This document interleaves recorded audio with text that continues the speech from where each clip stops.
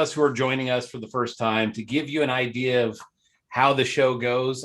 We always spend the first little section getting to know our guest, which tonight is Adam Childe. And we're super excited to get to know him tonight and kind of find out a little bit about him. He's just moved to Dallas. At least he told us that, but I'm going to let him tell that story. And so we get to know our guest first, and then we get into the main topic of the evening, which tonight is overcoming rejection. And all about rejection. And anybody that's been in the dating scene for more than a minute might know a thing or two about rejection. I don't think there's anybody that gets out of it too unscathed, should I say. So anyways, okay. So having said that, Adam, welcome. Welcome. How's it going? Good. How are you? Good. It's a good night. All right. I'm okay, I guess. I'm only slightly above average, but I'll be okay. Great. I'm just kidding. I'm doing great, Adam. It's good to have you with us. Thanks. Okay, hang on just a second. Sorry, we had a request for the live transcript here, so I think that is going. So if anybody in the audience needs any sort of special things like that, let us know. We'll be happy to turn on what we can. And for those of the audience joining us on Facebook, happy to have you. If you've got any questions or things like that here in Zoom, we will be kind of taking questions more towards the end. So it's a little harder to do that during the show on Facebook. So, okay. Sorry, slight divergent there. So Adam, again, welcome. You're good. All right. So now you're living in Dallas. You just moved to Dallas. Tell us a little bit about you. What brought you to Dallas? Where are you originally from? Give us all the good details. We want to know who you are. All right. Sounds good. Well, I'm originally from Salt Lake City and Los Angeles. So I kind of had an interesting childhood. My mom's family is from LA and my dad's family is from Utah. And so I went to school in Salt Lake. So elementary, junior high, and high school. And then in the summers, I lived in LA because my mom's family was out there. And then basically, just normal childhood, whatever, played a bunch of sports like swimming, baseball, cross country, track, etc. And then I went to the University of Utah. It's kind of where I started in 2003, I guess, or whatever. And then I went on my mission, but I got sent home for migraines 8 months into my mission. So then I ended up walking on to the University of Utah basketball team. I did manager stuff. So I was doing more video editing and stats, but occasionally I got to practice with the team. So that was pretty cool. And then I ended up going back on my mission about 2 years after that. So to Houston, Texas. And then, so this is my second time in Texas, I guess. But, and then when I got back, I did another year of coaching. So I coached the men's team at the U. And then I moved up to Washington State University up in Pullman.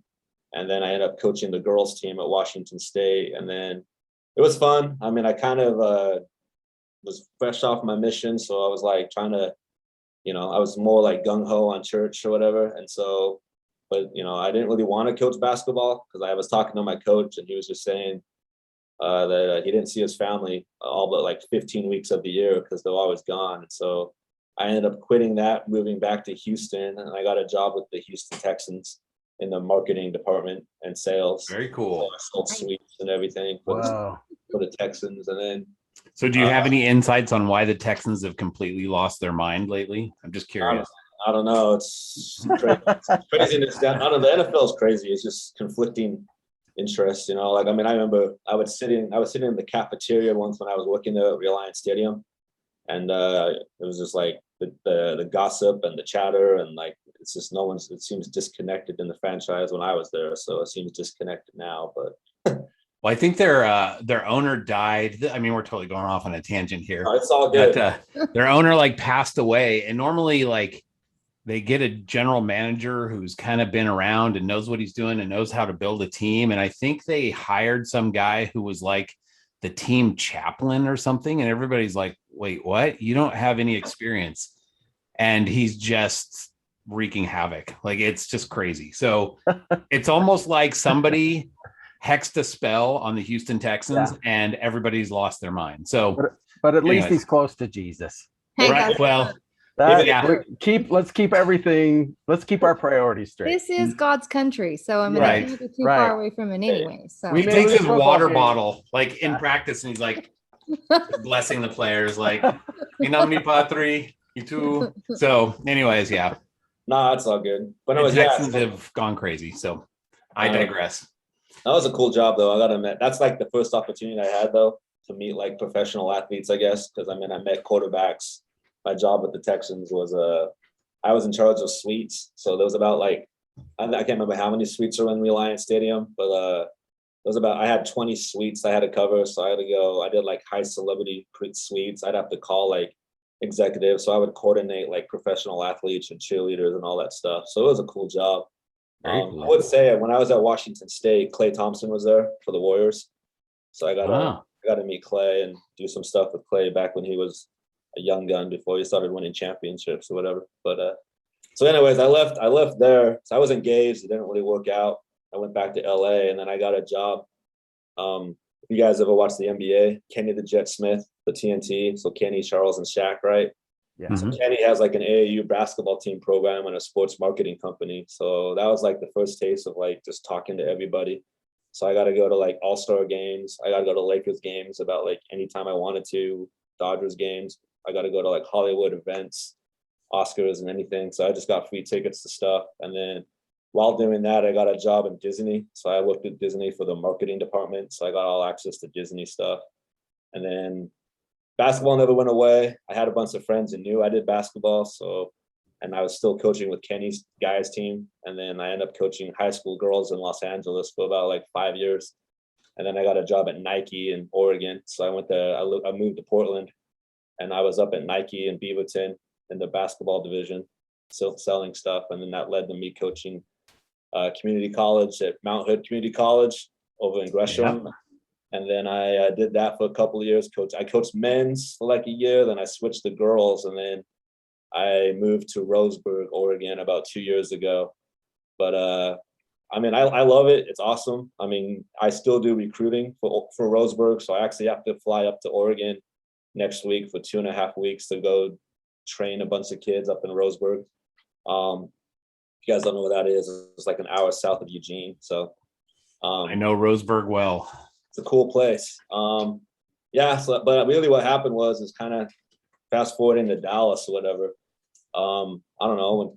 I kind of I love basketball and I love coaching it, but kind of what my head coach said, or assistant coach said when I was at Washington State about just not seeing your family. I mean, it's like a rough life. I mean, 2019, I left May 10th to go recruit, and I didn't go back until August 10th. I think I was in Oregon 10 days total. Like I went from Portland to Seattle, Seattle to Vegas, Vegas to Oakland, Oakland to LA, LA to Houston, Houston to Dallas, Dallas to San Antonio, went from San Antonio to Vancouver, British Columbia, to Toronto to New York, to Indianapolis, back to Portland, and drove back to Roseburg. So, I mean, it's definitely a hectic lifestyle. And then wait. Go back to Vancouver. Where'd you go after that?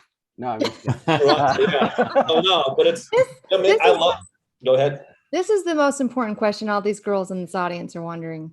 So you've coached basketball, so they need to know your height. They need to know how tall you are, Adam. 5'11". So I was okay, girls. There you go, 5'11". Yeah. So, no, I think that's a passing grade for most girls. You're a point guard. I was a point guard, yes. Yeah. So they make the best coaches, right? Yeah. That's right. They know how to play the game.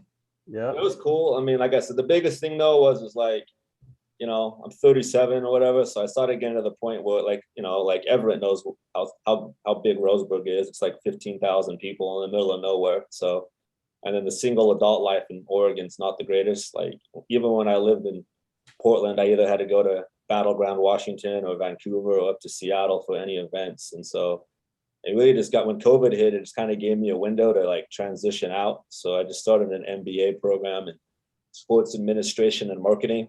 So I'm kind of going to shift away. And then Dallas was just like a random event. I actually was looking at leaving about a year ago. And I was looking at like, and I started my MBA program about a year ago, but it was like, what can I go do sports and marketing? Well, I wanted to go to LA, but LA is just expensive and crazy. And then my family's in Utah still. That's a great way to describe LA, I think. Expensive, crazy. Expensive and crazy. So, and then Yeah. like, so I looked at and sunny, but Funny. look, I love that LA. doesn't save it. It's just crazy. So, We're much more sane here in Dallas, so good choice. Yeah. It's a different crazy. It Yeah. is a different crazy. It's a very funner true. crazy. Yes. but anyways, like what happened was that I looked at like Orlando even and like Phoenix and just kind of Vegas because it's halfway in between, right? Because of all the sports and marketing places. And then I felt I should move to Dallas a year ago. Then COVID really hit. So I kind of just went to Utah for a bit to wait out the storm. And I was flying back and forth to Oregon. And then I was thinking about coming to Dallas still like around July. And so I came down here to do recruiting. So I was down here in June up in DeSoto recruiting a basketball tournament. And then I came back in July and I was down in Houston, San Antonio, and Austin recruiting. And then I went to the Dallas Temple and just said a prayer and got an answer, went back to Utah, went to the Temple, I got another answer. And lo and behold, here I am in Dallas. So, and then I was looking at Dallas just because there's tons of sports and marketing jobs. So as well. Okay. And anyways, yeah. Okay. Well, all right. So you've been a bit of a traveler. I'd say mostly like West Coast stuff. But Yeah, then well, now you're down in Texas. So I've done some cool stuff though with sports. So like when I was living in LA for Kenny, I mean, Kenny flew me to Rome and Greece and New York City. And so I did a bunch of basketball trainings. Like I've been to 45 of the 50 states just for basketball or other work related reasons. So whether it's for sales or marketing. So That's Cool. cool. You got to Awesome. see the nation while you were doing a job you loved. It's great. Yeah. Cool. So now, were you born into the church? You had mentioned going on a mission, and were you raised or? yeah, I was born in the church, born and raised. I was actually adopted. So I was born in El Salvador, but Okay. my mom was big into genealogy. So I took one of those like ancestry tests. So it turns out that I'm Spanish Italian. And then, so I grew up in the church, were born and raised. My dad's been married 3 times. So I have like a crazy family. I have like 2 half sisters and 3 step siblings and another brother. So, but definitely, and then just being in Utah and LA, it was kind of easy to, stay involved in the church just because of all the activities that are planned in those cities, unlike Dallas or Oregon, where it's kind of like hit, a struggle to find activities consistently, So yeah. You're in Dallas? Is that what you said? It's hard to Yeah. find activities here? Well, I mean, I guess there's stuff to do, but it's not like, LA, they have conferences and single adult conferences. And it's just like even in Utah, like we had seminary, a part of high school. And so I never had to deal with the early morning seminary stuff. Right. So it's kind of, everything was kind of planned out to some extent. Like Yeah. even in Utah right now, like the single adult ward, like I was in the immigration ward a couple of months ago and they have 4 relief societies and 2 elders quorums. So it's activities every Monday night. So, Wow. definitely a lot different, Yeah, I hear you. I'm sure other places that are more active, like with more people, definitely have higher levels of activities. But it seems like here in Dallas, there's always something going on. I'm not usually partaking of that, but I get invites all the time. The To different- volleyball, we're in that volleyball. Okay, volleyball's not on Thursdays anymore, else I'd be there. I don't do the Tuesday nights. So We'll start We it up. usually have a lot going Happy on here in Thursday. Portland too. I mean, I think usually Tuesdays and Thursdays are spray paint the buildings night. Yes. Wednesdays and Fridays are like smash Oh, all yeah, windows the- downtown night. Yeah, the So- graffiti group. Yeah, right. That's- I mean, it's just the Portland, it's what's to do here. Go to So- Voodoo Donuts and eat donuts. while spray painting. in Logan, we just do pickleball. So, yeah, that's what I hear. That's a huge thing. window Yeah. breaking and graffiti is exciting. Yeah. Portland's a cool town though. I love Portland. The bridges and the water. It's nice up there. I miss It's pretty. mountains in the Pacific Northwest. Yeah, I think it's lost a lot of its luster over the years. So I Yeah. liked it when I visited, but that was like over a decade ago. And I don't imagine it's like that at this point. Nah. yeah, I always go off about Portland because it's just a giant homeless camp now. But anyways, I digress again. So now we have somebody here on our panel with us who knows a thing or two about adoption. So tell us a little bit about that process. Obviously, you said you were adopted. Were your parents like is that where they served missions, or how did that all kind of come into play?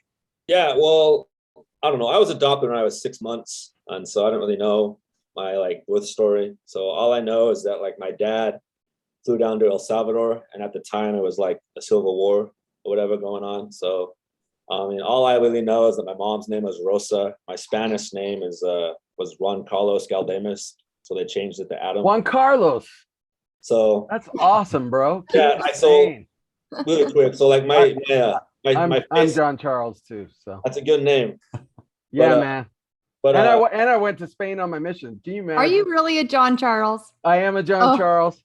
So they called me Juan Carlos Rey del Metro, king of the subway, because I memorized all the subway lines in Barcelona. So yeah. So really quick, the confusion on my Facebook because it says Adon JC Nino. So like I got really bored on Facebook and I was playing with languages. So my undergrad was in like classical history. So I studied ancient Rome and Greece and like Babylon and all the ancient empires. And so like I took Latin and Greek. So for like last year for a while, my name was in like Latin and then I changed it to Spanish, but I can't change it for like 60 days. So everyone thinks my name's Adon Nino, but it's just like Spanish translation of my name. But I put JC because it's like all my friends in high school would either call me, like they call me JC because I knew my Spanish name. And so whatever. Oh, wow. But yeah, no, but yeah, but all I know is that my mom's name was Rosa and that I was born in a dirt house with no floors, no electricity, no running water. And then my dad flew down, and the first US city I landed in after he picked me up was Houston. So I was in Houston for like a month. And then I went to Salt Lake City. So sometimes I tell people I'm a Texan when I want to. Yeah, so you should. This is the first You can soil claim I it.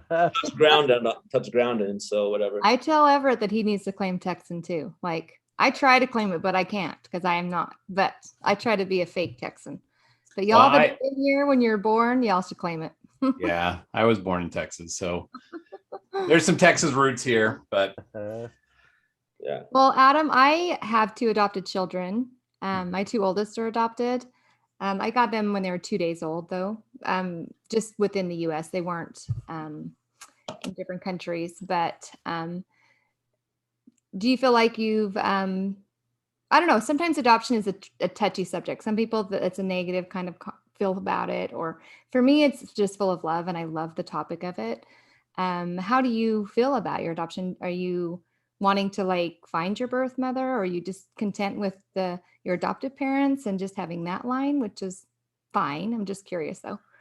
I don't know. I think the biggest thing is I think it'd be cool to meet them. There's not a lot of information, Right. I guess, on them. And then the fact that I was born in El Salvador during the Civil War, I don't even know if they're still alive. Because I guess my dad was telling me, like my adoptive dad was telling me that at 11 years old and like in the 1980s, like boys were getting conscripted into the military to fight. So I mean, like, and like he went down to El Salvador. He was walking around, and he has pictures of just people walking around with machine guns, like patrolling the streets, just full on martial law type stuff. And so like he had hours he could be outside. So I think a part of it was just like, I don't know where they are, if they're alive. And then with all the migration that's happening now and in the past, people coming back and forth to the States, I don't even know where they would be. I do know that like my patriarchal blessing talks about that one day I might have the opportunity to serve them somehow, which is pretty cool. So I think, I mean, from that standpoint, I think it'd be cool. That could be in the temple doing their work for them. If you find out their names, I mean, more than just that's the biggest thing. It's like I know my name, but it's just like there's tons of Juan Carlos Galdemeses in the world to the point where I don't know like who my family would be, I guess. So all I can you did your DNA, so that's good because I've actually located. We've got a lot of adoption in my line. So my 2 kids, we've contacted their birth families. We already had some of that connected, but my father was adopted, and I got in touch with all of his family members, and then my second father, he had a sibling placed for adoption, and we were able to connect them through DNA as well. So don't give up. Just that's good you got your DNA out there, because if they do theirs, there's a connection. So it's awesome. That's awesome. But I mean, I enjoyed being adopted. I think like growing up in Utah, I was kind of like, I was like the one of 3 minorities at my high school. Really, in Salt Lake? Yeah. Well, I mean, I don't know. Like I went to like a richer high school, so you guys. Were you up on the? I went to up by the- Skyline. If you guys know Oh, what that is, yeah. Salt Lake. So at the time I went there, they were winning. Like they went to 10 straight state championship football games. They were 25th ranked academically in the nation, #1 Yep. public school in Utah. So it was kind of like, I think just being brown in Utah though, just being a minority, I guess, like I definitely sought out opportunities. So I mean, my parents kind of put me in those schools because I knew if I succeeded at those schools with my skin color, that it would be beneficial to me. So I definitely am grateful for those opportunities, I guess. Did Hey, you Adam, feel- is there a way you can just speak a little more into your microphone? It's just getting a little hard to hear you. I can move closer. That's good. Better? There you go. Yeah, Much right. better. Yeah. Sounds great. Thank you. So it Yeah. seemed like to me growing up in Utah that anybody that had any color to their skin was like a novelty, and everyone wanted to be like friends with them and understand them, get to know them. And it was interesting. Like once my two older kids, one is half black and half white, and the other one is half Tong and half white. And so they've got beautiful tan skin. And it's just interesting when you're in a place that is predominantly white, like very, very white, not tan white. Yeah. Even just having a little bit of tan to your skin there, people just like flock. They just think Yeah. it's amazing there. So anyway. Well, I mean, it was definitely awesome, except when my friends wanted to go to the beach, I just get really bored because they would sit out there and tan all the Yeah. time. And I'd be like, what am I supposed to do? Like, I'm Brown gonna- already. Yeah. I'm already darker than you. I already got that. Yep. Yeah. Yep. I'm always jealous of my oldest kids. I'm like, you guys are so Yeah. lucky. Yeah, I don't go brown, I go red. You know. Well, the one I'm there thing with you. is, I have never been sunburned, so I have There great you skin. go. That's Okay. awesome. But have you been in a place where you should have been sunburned, like out in the sun all day type of thing? Or are you just like, I'm an indoors kind of guy? No, I mean, I go outside. I go boating and kayaking and wakeboarding all the time. It's Utah, so a lot of my friends have boats and stuff. But just never got burned. So I am officially jealous I because know, huh? yeah, Yeah. my How skin would it looks be? at the sun like it's nuclear. Mm, Yeah, give me 15 minutes and I'm like burnt to a crisp if I don't have sunscreen on. yeah. Yeah. Well, so that's awesome. I would assume you've been sealed to your parents. yeah, Okay, great. And so they never told you like, hey, they went down there during this war-torn situation and just wanted to rescue kids and kind of adopt or get it. They didn't tell you anything around that? well, kind of like, so my mom died in high school when I was like 17, and Okay. she couldn't really have kids. So she had like celiac disease, diabetes, kidney transplant. She had a strep infection Oh, that wow. kind of just wrecked her body when she was in college. So Sorry. like all my life, my mom was sick. So like even as a kid, we had a nanny because my mom was back and forth in the hospital all the time. And so she ended up dying of a heart attack in 2001. But it was kind of like, so I mean, I was always told, I don't really know the medical stuff, but I was just always told that based on her medical history, she couldn't have kids. And so that's why her and my dad adopted me and my other brother from El Salvador as well. He's not my biological. We were born in different states in El Salvador, but yeah, they adopted me and my brother. So At the same time or just at different yeah, times? kind of like a year apart. So my brother's like 16 months apart from I am. So yeah. Did you guys fight a lot growing up? Yeah, a little bit. Yeah. So Yeah, Okay. he's of definitely. course. Just like any siblings, huh? All siblings. Yeah. Yep. Yeah. Well, that's great. Okay. So when you got your initial mission call, then were you called to South America or where was your initial calling? So in 19, I got my mission called to Bolivia. And so Okay. I went to the MTC and I started getting migraines. I mean, I started getting migraines really in 9th grade. And that's kind of the first time I had them. And I didn't really understand why I got them. And I went to the MTC and I just got a string of migraines. I had to go to the hospital a few times in the MTC. They put me on IVs.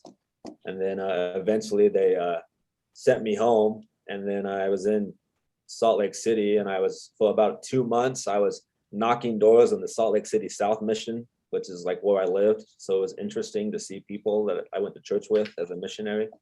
So I was there for like 2 months doing that. And then I got another call to Columbia, South Carolina.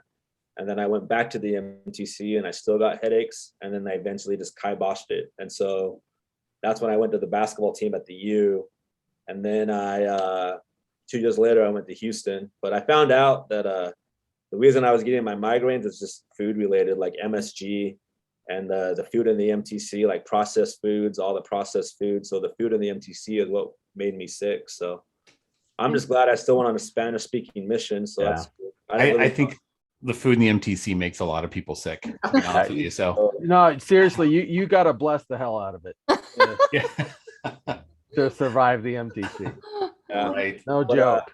But total time, I have like 34 months of a mission served and 4 mission calls. So it's definitely a challenging struggle. Even to go to Houston, like I wanted to go, because what happened was that all my friends came home from the missions 2 years later, and we all went to North Carolina to go sell like direct TV, like door-to-door sales, right? Yep. And I was like, man, this is like a mission. Well, my patriarchal blessing kept saying I need to go on a mission. So I remember talking to my bishop in Charlotte, and he was just like, there's no chance you're ever going to go on a mission again because you tried. And I'm like, well, it says I'm supposed to go, so might as well try. And so it definitely, that's kind of like, it was like a process. I started in July of 2005, and then I made it back to Salt Lake in August. And ironically, the church lost my mission papers, and my college basketball coach at the time said we wanted to give you a full ride scholarship for basketball. And so I'm like, all right, well, that's great, but I might be going on a mission. I don't know. And so I remember I was sitting in class at the U like September 15th, and like the deadline for tuition is like the 17th or something. And I was just like, I don't know if I'm supposed to go on a mission. Well, I get home and my mission call said Houston, Texas. You leave October 12th. So I had like less than a month to get ready, and then I shipped out. So Wow, great. Very cool. Did you like Houston? Yeah, it was fun. I mean, I was on the east side, so I had all the refineries and factories. I guess going back a year later, I wish like, man, I should have been in like the West Mission has all the nice places like Kingwood and like Katy or whatever, and the Woodlands or whatever. So yeah, the Woodlands. I lived in the Woodlands for a while. I love Houston. that's nice. So Yeah. So did you serve in Humble at all? no. So I was a Spanish missionary. I served like University of Houston area. I served in like Baytown and Clear Lake and Channelview. So Okay, so Adam, since you spent time in Houston, would you correct Everett on how he just said that city's name? Do you know that it's not Humble? Oh my gosh. It's Humble. Thank you. Okay. Humble. It's Humble. Okay. Yeah, well, that's I went there a lot. A lot of us, because that's where the mission headquarters were in the Kingwood, Humble area. So. Yeah. See, Everett. Keep in mind too that people down there have accents, and having all my family and myself being from Texas, I understand that these guys don't always speak properly. So I'm humble enough to accept that. there you go. Awesome. Well, okay. So honestly, I'm impressed that you went out and then came back, and then you just kind of had this desire to keep going again. I think that speaks volumes about your testimony. Mm-hmm. Tell me a little bit then. You came back and you went by it really quick when you were kind of giving us your run through. You're like, yeah, I was engaged for a minute, didn't really work out. And then you just went on to something else. Like, let's go back and visit that for a second, because our topic tonight is all about rejection. And clearly you get to a point where you have found somebody, you started dating, and you were into a serious relationship. Tell us a little bit about that.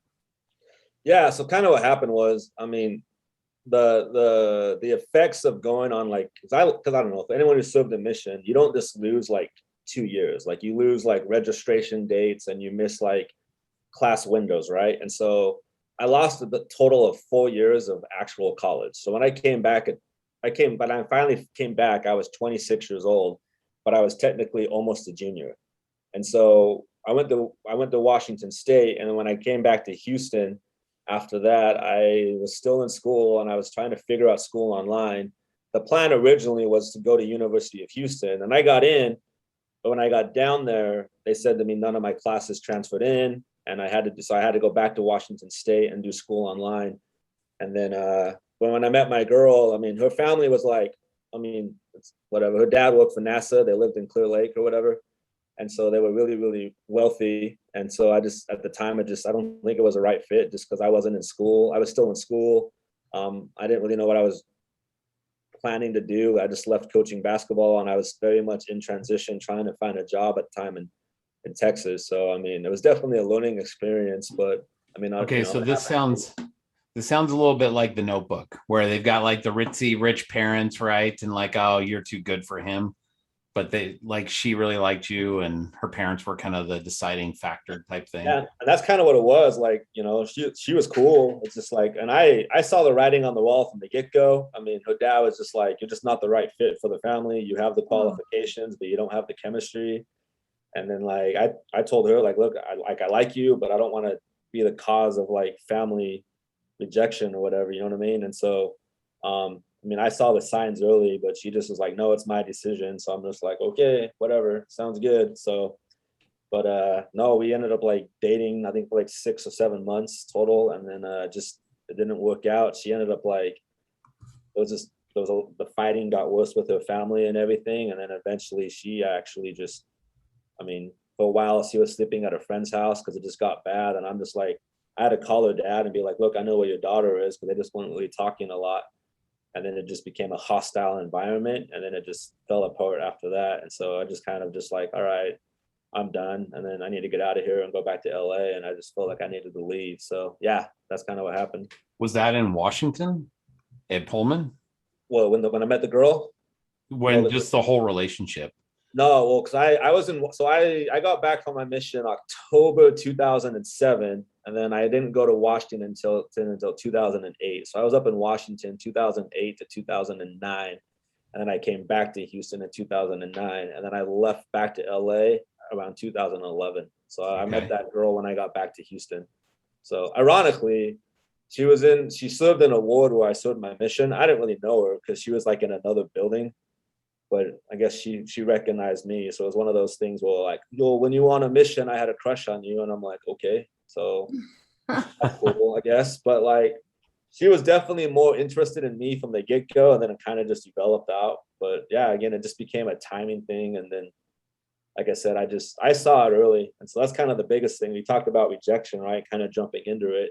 Because I think it's important to like recognize signs, right? I think sometimes people just don't recognize signs and they just casually go into stuff. And so I think that was like, I mean, just as far as like, I don't think you can ever avoid the feelings of rejection, but I think you can limit how you feel by recognizing like what's going on in the moment. I think too many times, like we don't ever recognize what's happening in the moment when we're in relationships, whether the business, social, work, or even gospel relationships. Does that make sense? Mm-hmm. So in that moment when you're with this girl and things are kind of chaotic with the family, because you wouldn't be the first person, honestly, that like marries somebody, the family rejects it and it's chaotic or contentious. And then you guys go on to have a life and get married and have kids. And then eventually the family sort of comes around. Yeah. Did you ever just kind of consider that? Or were you guys like, this just is not going to be something that's going to work? Well, I think like for me, so I mean, kind of backtracking. So my family kind of fell apart when my mom died. So like my brother got addicted to drugs and he disappeared and fled into like the abyss, like even now, like my brother pops up like every year and no one knows where he is. And then my stepsister, my half sisters from my dad's first marriage, they were in 10th and 12th grade when I was in like 3rd grade. So I didn't really know them. And so when my mom died, they had their own families. They were married. Like my sister now has like 9 kids and the other one has 10. So they were very much like busy with like their families. And then they made up for what mom couldn't do. That's right. Yeah. So we're going to have kids for her. So, and then my step siblings, I kind of knew it was kind of weird. So like full disclosure. So my mom was sick when I was a kid. The lady who became my stepmom eventually lived in the neighborhood where I grew up. And so she used to babysit me. So when my dad got remarried, he remarried somebody who I knew as a kid. So he married the babysitter. So pretty much. And so like, but if anyone's ever been remarried or whatever. That's one way to put it. I mean, I don't mean to laugh, but that's like totally cliche, right? Yeah. But there was definitely like infighting and like hostility with my family. So when I saw this from my fiance's family, I was very much like, look, my family is already a mess. I don't need to be in another mess situation with my family. So I definitely had like the preparation and awareness of what was actually going on because I saw it already in those first years. So Adam, so I've got a question for you. So if you saw Yeah. this early on, you saw that there was turmoil in her family and that maybe they didn't think you fit the mold or whatever, what would make you, or why did you decide to continue on with the relationship and actually get to the point of engagement before opting out? I mean, I was very much caught up in the moment, right? I think, like looking back, that was probably the first experience of kind of what would shape kind of how I build relationships in general. But like, I told her like, look, I don't want to come between you and your family. And she was like, it's my decision. And I'm like, so I kind of very much respected her opinion and I kind of went with that. Right. And so that's kind of like, but I'd always have check-ins with her and then her dad would stop by at church and kind of just have words with me or whatever. And I'm just like, look, I don't want to be the cause of this. Is there something that we can do? So I kind of just gave more effort to the situation, I guess. Yeah. Okay. So yeah. Okay. So do you know where she's at now? Have you kept in touch or were you just like sever all ties? I'm out. No, I don't know. I think in 2012, I saw on Facebook that she got married to someone in the Air Force. So good for her. Awesome. I haven't really followed suit with her because I was kind of bouncing around after I left Texas. So because like even when I was in LA, like my house was in LA, but I lived in New York City for like 3 months. So I lived in Indianapolis for 2 months. So I lived in like New Orleans for like a month or Chicago for 2 months. So I was very much just staying busy. So yeah, which is why I'm probably to some extent still single because it's kind of hard to have a relationship when you're flying all over the place. Like back in 2019, I met a girl like in May and we went on a date and I'm like, she's like, when can we go out again? And I'm like, I'll be back in a month. I have to fly to all these places. And so it just became now, are you going to be here in the Dallas area for an extended period of time, or is it the same thing? You're just going to be flying around and moving around? No, I'm here. I got my apartment. So, I mean, I'm here for 13 months. I mean, I still am maintaining relationship with my college in Oregon. So I'm going to basically be recruiting high school players and going to tournaments. And then occasionally I'll go back and forth to Oregon because I need to do some internship hours for my MBA. And then I already know a bunch of coaches in Texas, so I can go train kids. So I'm very much like actively training players in basketball in the Texas area, in the state of Texas. So yeah. Cool. Sounds like a fun life. I know, huh? It sounds like a great job. Right? Yeah. Well, I get to wear shorts all day, so I either dress exactly shorts and t-shirts. Yeah, but it's just the sad thing about being in Texas. Because when you play basketball or play sports, if you guys have kids who play sports, you get a lot of hoodies and gear. So I think I have 150 hoodies and sweats, and I get free shoes. So all the time. So I think I have like 200 pairs of shoes. Okay, but what kind of free shoes are we talking here? Are you like, I'm getting free New Balance or something, or are we like Nikes? Well, it depends on who your sponsors, right? So Mount Hood Community College is sponsored by Nike in Oregon. So of course they are. Nike stuff, but the conference as a whole is sponsored by Adidas. So my last school is sponsored by Adidas. And then just living in Oregon, like Everett would know this, like you're guaranteed to know somebody who works at Adidas or Nike. So like anytime I want, I can go to the Nike company store and go get 50% off on anything I want. Like my friend right now still works there. So I just got to text him and I'll be like, hey, I'm coming to Oregon. Can I go to the Nike company store? And he'll be like, yep, I got you. Here's a pass. And then I'll just walk into the Nike store and go grab stuff at 50% off. So yeah. Look at you. Yeah. Awesome. Nike and Adidas kind of rule this area, mainly Nike, because they're based out of here. But yeah. Anyways. That's what I do with Maloof betting, because that's in Logan. And I have a connection. Wait, do you get free cheese? Can I trade you some bedding for some nice shoes? I know. I'm trying to figure out what I have on me. I know I'm gonna barter with you, Adam. There's a Walmart warehouse across the way. Yeah, from one Juan Carlos to another. You can pull like that one guy did. At I don't know if you guys ever saw the story. Totally off topic, but the guy who had the giant paper clip. Did you guys see that? No. And so look this up on Google. But he had a giant paper clip, and he decided he was going to play this little game of barter where he was going to trade the paper clip. Stupid thing, right? Just a giant whatever paper clip. And he's going to see how far he could trade up to this thing. And he kept trading and trading and trading with different people over things until he eventually traded up and got a house out of a giant paper clip. Okay. You gotta be kidding. I am going to go invest in a. Go Google it. I know nobody ever believes me. Google it. It is a true story. Hey, it just reminds me of one of those Office episodes where, they were, anyway, there was a fun Office episode where they kept trading up and getting different things. Anyway, so yeah. Adam, so now you're here in Dallas. You're single. Seems like you're pretty active in the things that got going on around here. Are you looking for someone, or you're just like, well, I'm only here for a year, so I'm just gonna, just have friends? I mean, I think that's definitely the goal, but among other things, right? Because I think, like I said, I mean, I definitely was living a lifestyle where church was hit and miss, and then living in a small town, I'm definitely just kind of like, look, I'm ready for that change. At some point, it's like, after all you can do, right, as the scriptures say, like, and so if I'm not really going on dates in a town of 15,000 people, I got to do something about that. I mean, the goal is to get married one day, hopefully. And so, but now it's just more about, I really just came to develop, like, to get stronger in my testimony, right, by going to church more. I mean, I didn't really get much to kind of how I came, but like full disclosure, I mean, so on July 12th, I went to the Dallas temple, and I was just hanging out outside, and I said a prayer like, all right, God, if I'm supposed to be in Texas, let me know. And I opened my eyes, and this girl pulled up. She was like 26 in the Dallas area. I had to walk by her, and she's like, you came to pray too? And I'm like, yeah, I'm trying to figure out where I'm supposed to go. And she's like, well, you should come to Dallas. It's a great town. And then she gets in her car and drives away. And I'm like, well, that's pretty random. That was a quick prayer. So yeah. So I mean, like, she was saying it in her head while she was talking to you.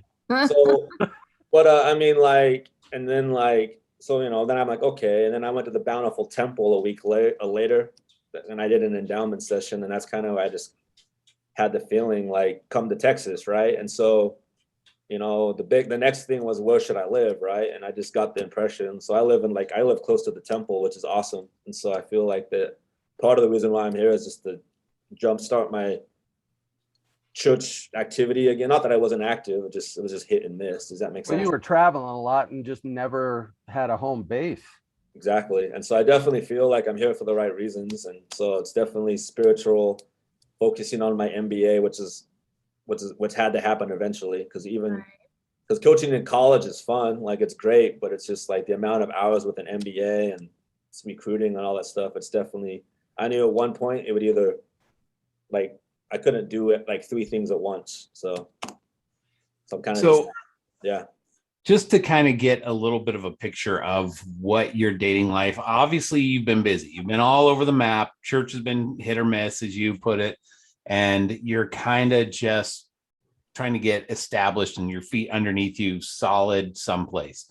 Yeah. Have there been other relationships along the way, or was it just that one that was like kind of a passing thing? It was intense. It happened once, and then you're like, forget it. No more relationships since then.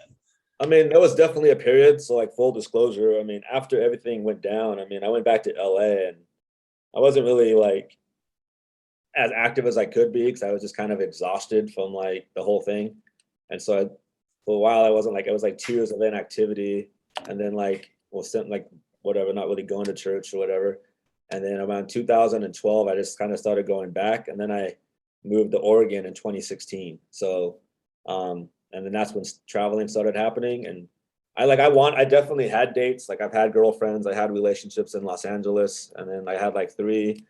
But when I went to Oregon, I wanted to do single activity stuff in Portland, but like our practice schedule in Mount Hood was, we would practice from 3 to 6 every single day.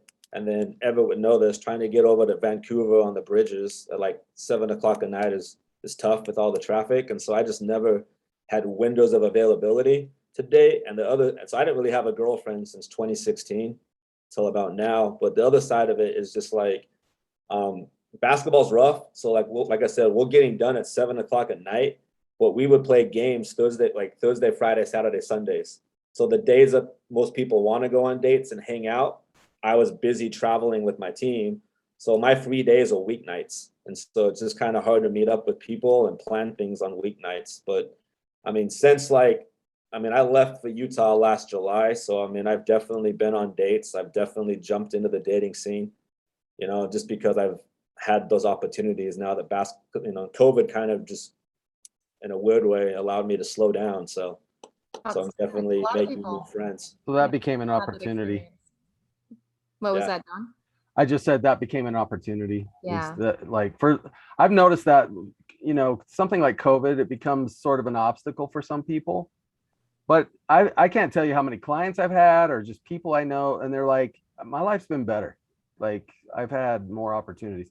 It seems like it's one of the two though. Do you think it's personality based? Like someone like me who's like a homebody, it didn't really affect me very much. Yeah, I think some of it's that, and I think some of it's just your circumstance. I mean, there are people who their jobs or they had great marriages or their kids were great. And so it was kind of like, oh, we just get to be together more, or hey, I got to take my job home and work from home, and so I don't have to commute every day, and and so that makes my life actually better. Whereas there are other people who are actually crashing and burning. And there's probably as many or more of those because we still got those waiting lists, Just today in a clinic with 5 therapists, we had 11 people call just today. Wow. For therapy. And it's pretty much 5 to 15 people every day. And yeah, I mean, I could open up another day or two a week and have therapy, but I would go nuts, but well, we're grateful for people like you that are there for people like me that need some therapy. I'd rather do high quality therapy than try to do too many. I agree. Okay, so Adam, when you applied, you had said that you have a lot of experience with the topic of being rejected and how to deal and cope with that. So why don't you give us a quick rundown of why you mentioned this topic and why we chose it, and then we'll kind of spin it into a dating topic. Sounds good. Well, I mean, so obviously for my job, and then my jobs in the past in general, like I have to talk to a lot of people, right? And so, I mean, on average, I'm probably talking to 200 to 400 people a month, whether it's text messaging or calling. For basketball players, I'm talking to, I'm not just talking to like the people I'm recruiting. I'm talking to like the coaches. I'm talking to parents. I'm talking to trainers. I'm talking to athletic directors. And so it's definitely a lot of investment into building relationships. And then working for Nike or Disney, we definitely had to talk to people. And so I think one of the biggest things why I wanted to do this is that, like I said earlier, I think everyone's going to have rejection, but I think you can minimize how you feel about it and the lasting effects of it, right? And I think that goes back to just paying attention to what's going on in the relationship, right? So, kind of a quick thing. So like normally if I'm trying to get a player to come play for me, if I'm calling somebody from Texas and my school's in Oregon, the first thing I'm going to ask them is, hey, how do you feel about playing basketball up in Oregon? And they'll be like, they're going to say, yeah, I'm totally all in. I can play anywhere. Or they're going to be like, I never really thought about it. It sounds nice, but I want to be close to my family. I want to be next to whatever, right? And I think, it's important to listen to what people say, right? I think too many times, like we don't listen to what people say. So how much time and energy am I going to spend trying to get someone to come play for me in Oregon if they've never really thought about it, right? And so like you kind of shift to dating. It's like if I've told people like when I came down here, I'm like, yeah, I'm just trying to make friends. I'm trying to meet people. But I think that, or like sometimes you meet somebody and it's like, I'm not really wanting to date somebody, but maybe I'll date somebody. And I think that the amount of time and energy you spend definitely is going to be the outkick of the result, whether it's good or bad. So if I spend more time recruiting somebody who doesn't want to play for me and they say no to me, I'm definitely going to feel a lot worse because of the amount of time I spent on that situation. So I think just based on that and the fact that I've talked to so many people and I have to meet expectations and goals, and we have our own goals for our basketball team, that it's definitely allowed me to keep moving forward when people say no, if that makes sense. And so there's this habit building and things like that you can look at. So What I like about that is it's not forced. It's kind of like there are dozens, if not hundreds, of other options. And so why am I locking in so fast on one or two of those when and trying to force it versus, wouldn't it be better to have a player that, maybe they need more coaching in some ways, but they're committed, they're totally devoted to coming to Oregon, for example.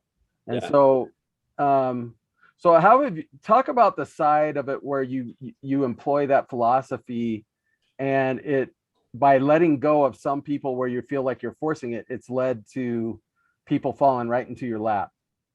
Yeah, well, I think the thing that people, forget about, especially if you've ever done sales and marketing, it's a numbers game, right? And so I think sometimes, like, the more people you talk to, the easier it becomes, right? And I wasn't always this way, right? So kind of the foundation of this was like, I was on my mission, and like Celeste might know what this is. Like Galena Park is a tiny little section in Houston that, like, it took me about 15 minutes to bike across, right? And so I remember I got to the point where I was knocking an apartment complex for the third time, and I'm like, man, this is the person who yelled at me. This is the person who, like, shot me with paintball guns. This is the person who said, like, who threw like a beer can at me. This guy pulled a gun on me. And so I remember in that moment, like, and I remember thinking, this is like, reminds me of my childhood. So, but those were the days. Yeah, North Vegas, but apparently I'm not the only one. Go ahead, Adam. Go ahead. Oh yeah, but you guys know that picture of Jesus knocking at the door, right? Yeah. And I think a lot of times, like for me, like obviously, it talks about let Jesus in, right? But for me, that image popped into my brain as far as like, Jesus has probably knocked on this door that I'm about to knock on every second of the day. So if he can do it, then I can do it, right? And so kind of like going back to like the basketball side of it is just that, like, I think the more you talk to people, the more like it easier it becomes, right? And sometimes it's just about throwing yourself out there, right? And so going back to like my players, the people I recruit and kind of how I move on is that, like, I think the number one thing that we do is we tell people to make a list, right? And so, I think too many times in dating, people, they kind of know what they want, but they don't really have a set list of the goals, right? So like going back to someone, like people always ask me, parents ask me and players ask me, like, how do I pick a school? And I'm like, well, you have to have things that are important to you. So like when choosing a basketball, so we'll ask them, like, what's important to you, right? Make a list. And so maybe it's finances. Maybe they need more money for school. Maybe it's distance and location, right? Maybe it's morality, right? And so, like we get some kids from Utah and Idaho, so they're probably most likely LDS. So they don't really want to be in an environment where there's a bunch of like partying going on, right? Or we say, make a list on like weather, right? Like me personally, like I'm not going to go to a place that's like negative 18 degrees, like East Syracuse, New York, where I've been. I'd rather have sunshine, right? But it's like there's so many different things, like winning percentages, playing time. And so I think that so when I talk to girls, like I'm eliminating things that are important to them. And if money is the most important thing, maybe we can do it. But we can't please somebody who says, you know what, I like sunshine and I don't like rain. Well, it rains every day in Oregon. You know what I mean? And so I think that by understanding what people want, it allows me to kind of like move forward or move on if we don't fit their needs, if that makes sense.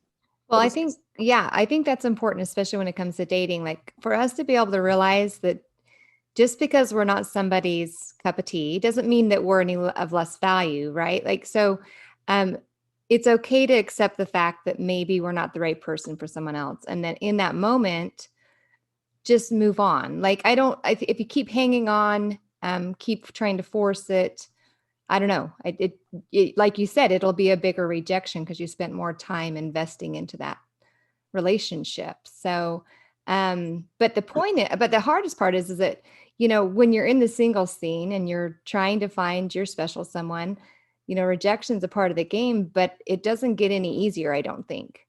I think that sometimes when we're talking personal relationships, it might even get more difficult because it's like, man, I just can't get something to stick. Like, what's wrong with me? I'm the common denominator. Nobody wants me, blah, blah, blah, blah. We kind of get stuck in that frame of mind. It's like, how do we get past that? Maybe it's more of a question for John. Like, how do we get past that? You know, I'm being rejected because of who I am versus the rejection is because we're not meant for each other. I think that's a great question for Adam. You know, it's kind of like, can it not work out and we're both okay? Like that it wasn't because either one of us was wrong. Well, I'll kind of, to give you guys an example, right? So I was one of those like people who sold like door-to-door pest control and like satellite systems in college, like most returned missionaries do or whatever, right? And the biggest thing that I kind of learned from that, or even like sharing the gospel, right? It's like, you know, trying to get someone to switch pest controls, like maybe they're comfortable with where they're at, right? And so I think, you know, one of the biggest challenges like in dating, I feel like, is that like, you know, Celeste said, it's like they're not rejecting a service, they're rejecting kind of who you are, right? And I think the biggest thing is kind of, and it's hard to do it. It's like takes years of experience and talking to people, but it's being able to shift, you know, they just don't need, maybe they don't need what I'm offering, and that's okay, right? Mm-hmm. It's like just like someone didn't want to switch from their cable package to DirecTV because they're comfortable with the cable package. Like maybe that person's just comfortable with what they have, and you just move on and say, look, that's fine. Maybe, but someone will want what I'm trying to offer. So, you know, it's just, so I think instead of looking at it as like, oh, like something's wrong with me, it's more like they just don't need what my service is at the moment, but someone else might. And you just keep going in that mindset. Does that make sense? That makes a lot of sense. You know, I love this post that I've seen several times on the Facebook group where somebody gets rejected, or maybe they're even in a relationship and it doesn't work out. And they post something on there looking for some comfort, of course, from everybody. And they say, I'm heartbroken. So-and-so just decided they didn't want to be with me or whatever, and it didn't work out. And then immediately, all the follow-up responses to that are, it's okay, you're better than that person. Like they totally missed out or whatever. And I've always had a hard time with that, because I think it's not necessarily that you're better. It's not necessarily that they're better. It's just necessarily that it was not right. And so to sit there and say like, okay, well, gosh, that person is a total loser because they rejected you. Like you're way better than them anyway. No, like maybe it has nothing to do with being better or worse. Maybe it just has to do with not being a good fit. And maybe they saw it and you didn't, or vice versa. And it was just time to move on. And that was it. Doesn't have anything to do with rejecting the person. But I think it's tough because I think we feel that personal rejection of like, okay, well, what's wrong with me that this person wouldn't want me? Yeah. Right. And I think, and so that's kind of like why, like I wanted to talk about, right? It's a little bit, it's so like going back to basketball, just sports in general, right? I think one of the challenges in dating is, like you said, we go back and look at like what went wrong, like what could I have done, right? And I think like in sports, we can go back and watch game film. We can go back and be like, oh, I took this shot or I missed this shot, right? You have statistical evidence to go back and look why you're wrong, right? And I think one of the things that helps in dating is being upfront, right? Like if someone says, hey, like it's, you know, look, I hate being ghosted. I don't know if I've been ghosted. Well, I'm just texting some girl and they just vanish for like, I never hear from them ever again. And I think the challenge with that is like, okay, well, I don't know what happened. I don't know what I did wrong. I don't know like what's wrong with me. Like I can't even get a text message back, right? And I think that's why it's important to like in the moment of a relationship to like reflect on conversations, right? And so something that we do with recruiting, right? So if I have 200 girls I'm talking to, we'll make an Excel spreadsheet and we'll basically put down, I talked to Ashley Johnson from Indianapolis on Tuesday, and I kind of annotate like what we talked about. Does that make sense? And so I think you're making like a dating big board, like where they go through like for I think he's talking about you got your dry erase board up there, like scratch off Heidi or whatever. So but like for example, and this is an extreme thing. So I have a friend who literally keeps a notebook and he just keeps track of like conversations, right? But I think that like going back to what I said about listening and making notes, right? Like if I'm having a conversation with somebody, am I just hanging up the phone and living on my life? Am I thinking about like, okay, how did the conversation go? So I think, how many times do we have friends that are dating somebody and we're like, why are you dating this guy? Like, we, from the outside in, we can see problems that the person in the relationship might not always see because they're overly invested in the relationship. So I think that reflecting on like the relationship while it's going on, right? Whether it's taking mental notes or just listening to cues or whatever, it allows you to understand like the amount of effort you're actually giving, right? And so like a perfect example would be like if I'm texting a girl, like right now I'm coaching college girls right now. So if I'm texting a girl like, hey, we have a scholarship to offer you if you come play basketball for us, and maybe they text back in like 5 days. Well, it's like, how interested are they really in what I have to offer, right? And so, I might really want them to play. So now I'm texting them every day, but I can look at like, well, you know what? Over the course of 3 months, I've been talking to this girl. I'm texting her 90% of the time, and she's texting me 10% of the time, right? And so I think that like sometimes our wants like basically cloud us from looking at like what's actually happening. And so I think that's why it's important to like reflect on those things. Like, so that way when rejection does happen, like whether it's, like, and I think, like I said, being ghosted sucks, but I have enough information based on like the mental notes I've taken or physical notes, however you want to do it, to go back and be like, look, there were signs, there were things that she said, there was things that I did that it just didn't work out, versus being like, I don't know what happened, because that usually happens if you don't actually look at what's going on in the present moment. What happens if you don't have a detailed notebook of this whole relationship? What happens if it's somebody that like you've talked to a couple times? Let's say like maybe you meet somebody online, seem to hit it off, you start chatting back and forth, everything seems to be going great, and then just boom, they're gone.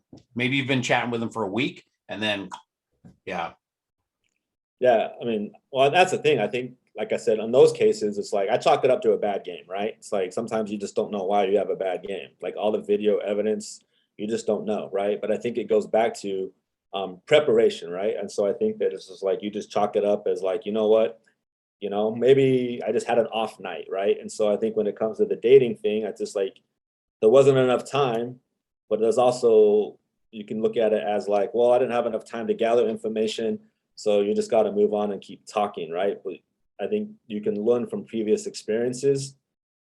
That's why I'm saying it's important to just continue to talk to people, right? And I think that like learning, right? So for me, like, yeah, I want to get married and I want to date, but I approach every date as like a learning experience, right? So kind of like jumping to the gospel really quick. And this is just my perspective. I'm not saying it's everybody else's, right? But I was in the MTC and I read John 17 about Christ's intercessory prayer. And he's talking about like, I thank thee for those whom thou hast given me, right? And so obviously Christ has a stewardship over all of us. And so something I learned on my mission, I don't know, I just like everyone I meet, like I try to have a positive influence in their life, right? And so maybe I only meet somebody for like a second. We've all heard those stories, like someone struggling and you say hi to them and then that makes their day better.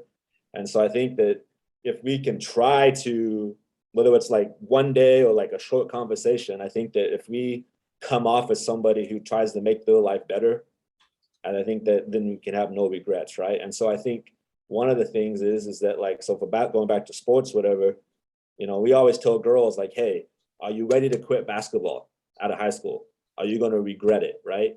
Are you going to do everything you possibly can to be the best you be? And so I think you just got to do the best you can. And then that way you can go back, look, I may have 90% notes. I might have 1% note, but that 1% note, I can say I did the best I possibly could. Yeah. It sounds like to me, you're just kind of saying like, be in the moment. So be present, and focus on the individual in the moment, not so caught up in what's going to happen, where can this go, blah, blah, blah, blah, like just kind of be in the moment. But it also sounds like you're saying to like, look at the situation logically and kind of remove emotion maybe a little bit, like, so you can see the red flags, you can see where there might be a challenge in the relationship if you guys chose to take a step forward. Is that kind of what you were trying to say with that? Yeah, a little bit. Yeah. I mean, along with that, I think it's just like I said, all you can do is your best, right? But I think preparation is the key, right? And so I've had the opportunity to meet like celebrities and like NBA players, right? And the common thing, and even in Hollywood, I met actors, right, who just stood in line all the time. I think a lot of it is just like, if you like prepare yourself and kind of just like, and it's not just dating, like there's so many times in our life where we talk to people, like we're getting rejected constantly, not just in dating. For some reason, I think that sometimes it's hard to, I think the dating rejection is a lot different than like not getting a job or whatever, or just whether or not you're getting a no in the gospel, whatever. I think those things that you can look at in the dating. And so, like you said, yeah, you're taking your time to look at it. You're taking the time to reflect on it. Like obviously you have emotion, but I think it's just gauging the situation. Does that make sense? Right. Because I think if you can look at I think you have to be able to look at your situation logically along with emotionally. You got to be able to, are you checked in emotionally? Are you checked in logically? Because sometimes the emotion can cloud the logic, like easily, actually. A lot of times it does. So I think to maybe what we're saying to limit the rejection or the feeling of rejection is to be aware and present and be like, okay, I feel this way about this individual, but I can still see these kind of problems that might come from this situation. Yeah. And so when it comes to fruition or whatever, if it does, then you could be like, well, I kind of thought maybe this might happen. So you're a little more prepared because you're able to be willing to see maybe the struggles that might come from that relationship. Yeah. And I would also say too, like, I think the biggest thing is like, understanding your self-worth and that your time's valuable. Does that make sense? Mm-hmm. And so like for us, like I might have 15 players on my team, right? And so maybe I say, hey, we need you guys to send in your class schedules, and like the first 5 people do it, and then the next 5 do it like 5 hours later, and then the last 5 do it 3 days later, right? And so as time goes on, I still love the bottom half of my team, but I'm not gonna spend time like as much as like texting them important information as I would the first 5 that got back to me like in the first couple of minutes. So I think a lot of times it's just like, I think when you're dating somebody, it's just like understanding that your time's important. We have this saying, like, like if a girl comes to me about playing time, we'll be like, okay, well, you got to go to the gym, you got to watch game film, you got to get extra shots up, right? And if they don't do it, and they come back to me, hey, coach, I want to play more, I'll be like, look, if your playing time's not important to you, it's not important to me, right? And so I think that when you're going through rejection, like when you're going through dating or whatever, I think that if you understand your time and what you give to that situation, like you said, you're going to be able to be better prepared on the outcome. But yeah, I think, do they show interest without forcing it? Exactly. Like, is it spontaneous for them? And I agree. I think too, after all the logic and the emotion, that's where the spirit comes in, because no one's going to give you the perfect emotion or the perfect logic. At some point, you kind of got to say, hey, God, I feel good about her or him, and they make a lot of sense in many ways. It's not perfect. What do you think? And then you sometimes just got to download the spirit. I was actually engaged once, a few years ago. And we did not have a single argument. It was just a really beautiful relationship. And one day I get a phone call from her, and she was like, I am not your girl. And she said, and I can't even bear to talk to you because I know I cannot be with you. And I have not spoken to her once since then. This is 7 years ago. It was bone crushing. Okay. But guess what? After I got over kind of the emotion of all that, and I prayed about it, this sweet feeling came to me. She's right. She's right. She's amazing. You probably could have been happy with her, but that doesn't mean she's who you're supposed to be with, and that doesn't mean who you marry instead is going to be ideal, or that they're not going to teach you lessons through hard knocks. It's just that's not the path my life was supposed to take. And now I look back with gratitude to her, and I'm grateful. I'm thankful that she could feel the spirit enough at a time when I was too emotionally driven to sense that. And I think it's important to point out, because I think there's a lot of use of the right one in quotes. So we like to kind of throw that word around, but or Right. that phrase. But I honestly, in my opinion, I believe that there's many people that we can each kind of fit with and be happy and move forward with and make a life with.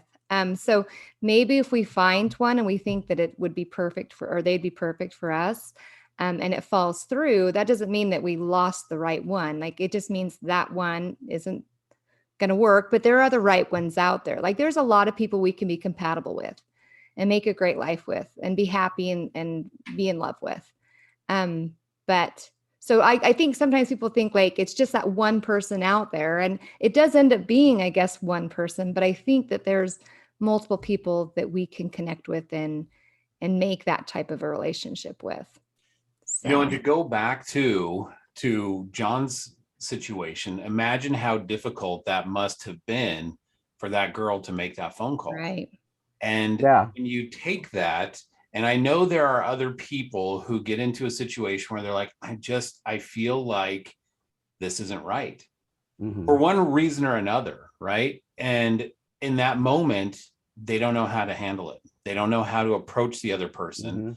And so you start to see why ghosting happens in that. Like, it's just easier for me, rather than to like confront them or talk to them, to just cut it off and not say anything, because they don't know how to handle it. I mean, I love that she communicated with me and shared that experience. And I mean, in essence, what she was saying is, if I keep being friends with you, if I keep you in my life, I'm going to end up marrying you, and I'm not supposed to. And so it's kind of all or nothing, as far as that goes. And she did exactly what she needed to do. You know what I mean? And I took it as sort of like a sign of love and respect, that she ended up doing it that way. Yeah, I think kudos to her. Kudos to you for still understanding and being kind toward her, or speak kindly of her. I don't know, like, it's just such a tough thing, because rejection can go both ways. Like, you can be rejected or you can be the one rejecting. And I think, like Everett just said, like, to be the one that's rejecting someone else that maybe you do love, but it doesn't work out, like, that's tough as well. Like, how do we handle those situations a little better so that we aren't up and ghosting people? That's tough, because ghosting happens frequently, and it's just kind of what it is here on, online dating and stuff. It's a hard one. I can tell you, I have run into a lot of people who, for one reason or another, say, you know what, I really, really, really hate rejecting somebody. I really don't like it, even if it's just short term, right? Like, okay, I started talking to this girl or this guy, and we talked for like a week, and I think they're really into it, but I'm just not feeling it or not that interested. And then they just don't know what to do, right? Like, I remember being a kid in probably maybe junior high, and for whatever reason, like, I've thought about this so many times over the course of my life. Like, it was me and some friends that were going to meet up with these girls from a different school, and we went to a movie together, right? And everybody was kind of somehow matched up, and I was totally not into the other girl that I was like going to the movie with. And I was probably 13 or 14 at the time, right? I was young and dumb, and I don't even know if my parents knew where I was at, but it was one of those things. And I just remember that feeling of like, I don't know what to say, and I don't know what to do in this situation, and I don't want to hurt this person. Like, I don't want to tell them like, I'm not interested in you even slightly. Well, I think so one of the things I've learned is that, like, by being honest, like, I have a friend one of my best friends, like, I met her on a mutual dating app or whatever. And first date, like, we hung out, and I told her, like, hey, I'm not really feeling it, but if you want to be friends, that's great. And here's why. But I think it's important to have that honesty, because you're reaffirming to yourself, like, what it is you want. Does that make sense? And I think sometimes if you're not bold enough to say, hey, it's not working for whatever reason, I think it also allows you to, like, reflect and understand your goals, right? So like I met Kobe Bryant, whatever, once in a gym. And you know, everyone knows the Kobe stories, how he'd be like in the gym at 4 o'clock and like early morning workouts, whatever. And other NBA players have the same habits, right? But everyone talks about the 4 air balls he shot in Utah. And he, you know, the story is he went back to LA and he worked out at a high school in LA like that same night, right? And I think for him, he understood, I want to be the best basketball player I can be, right? And so he was able to like look at the situation and then come back and then go to work at it, right? And I think that by us saying like whatever it is, right? Like whether it's just like someone says something that they want to do or compromises, or you're trying to, I don't think we could compromise to some extent, but it's like if something is against what your core value is and what you want to be, I think by saying to somebody, hey, listen, I don't want to do this, so this is what I want, right? And if you understand that, then I think by saying to somebody, hey, look, I don't think it's going to work out for whatever reason, you're reaffirming to yourself what it is you want, and you're allowing that other person to grow too. But yeah, like you're leaving room in your life for what you really want. Right. And that's okay, you know? Yeah. When I first joined the LDS dating groups, I learned very quickly that kindness can take two different forms. Like being kind in like engaging in conversations that you're really not interested in. I would do that because I thought it was kind, but I almost think that that wasn't kind. I think that I came to realize that sometimes being kind is giving the rejection, because then they don't feel like they've been strung along, or, you know, they can just cut and go and focus their intentions elsewhere or whatever. And so I think sometimes if we, the rejectors, are more like, it's okay to do this and be open and honest, as long as it's done in a kind manner, that's actually probably the kindest way to deal with it than ghosting, obviously, or even just kind of, you know, only talking to them every day or every other day or whatever. Like there's ways you can kind of phase out, but I don't know. I think sometimes just saying, hey, I'm not interested is actually the kindest route. Mm-hmm.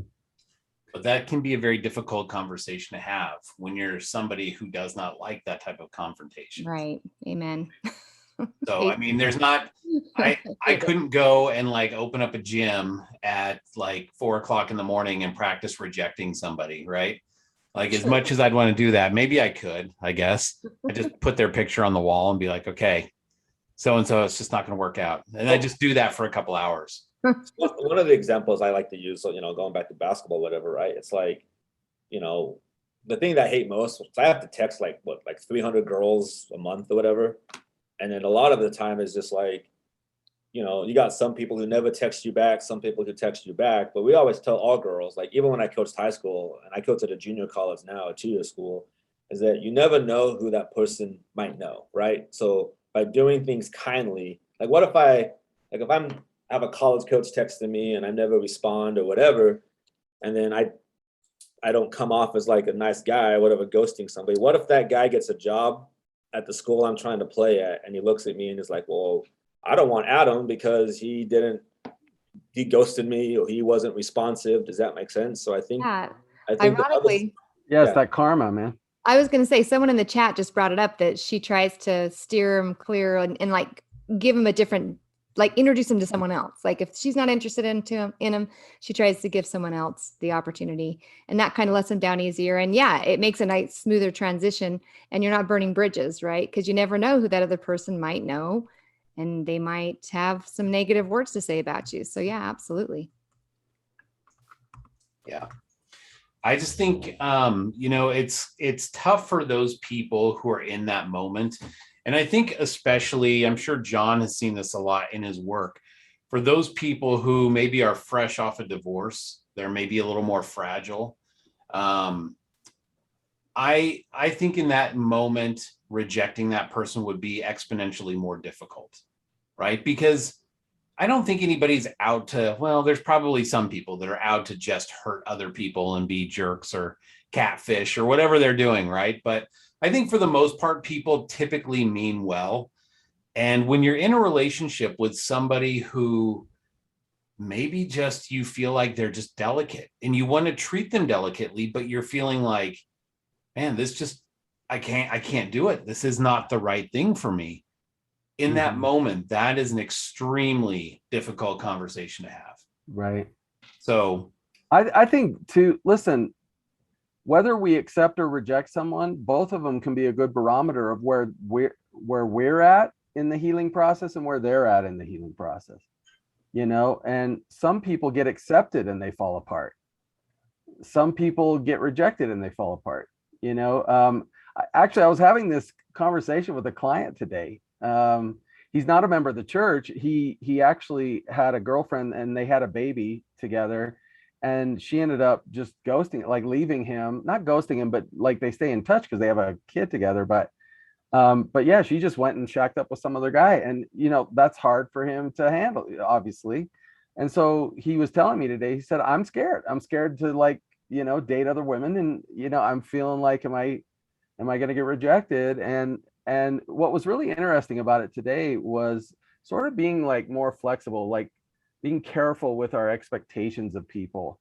And one thing we came down with is, what if, kind of like what Adam was saying, what if something means something different than what we thought it did? And in his case, he kind of came up with this. We came up with it together, but it was basically, what if I'm attracted to someone, not because I'm supposed to be with them, but because I'm supposed to be with their best friend or their sister or something like that. And if I'm so rigid that it's got to be this person, then I'm going to be devastated if I'm rejected in that way.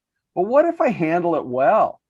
They talk about crap testing. Women will crap test men. They don't even do it necessarily consciously, but it's kind of like, can you handle adversity, or are you unstable? And so if someone rejects me and I come back with, hey man, I appreciate you being honest with me, and I think you're an amazing person, but I appreciate you being upfront with me, and I respect that.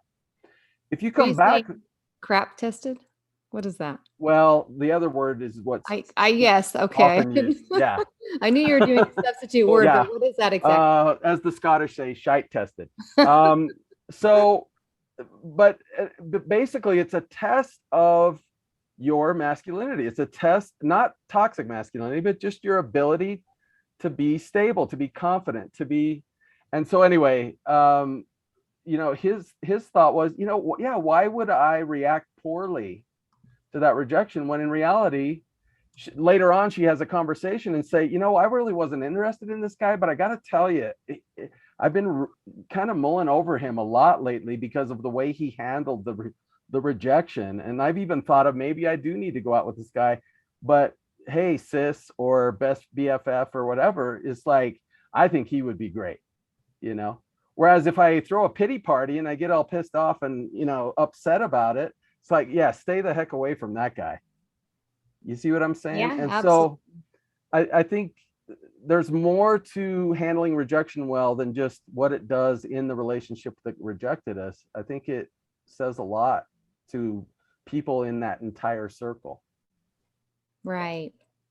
yeah. I have a friend currently that's dealing with an interesting scenario where they both want to be together, but they can't be together. And so they kind of have to separate.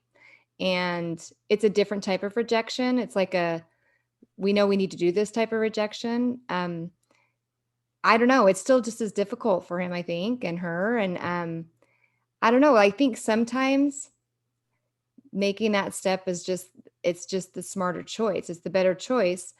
If there's no way to make it, like in this situation, there was no way to make the relationship work. So I don't think it makes it any easier, even if it's kind of like, okay, it's an agreed rejection on both parts. It's still going to hurt, but maybe it helps us feel not as, maybe helps us not question, is it me? It's more of the scenario, right? Yeah. And I think a lot of times it is the scenario a lot.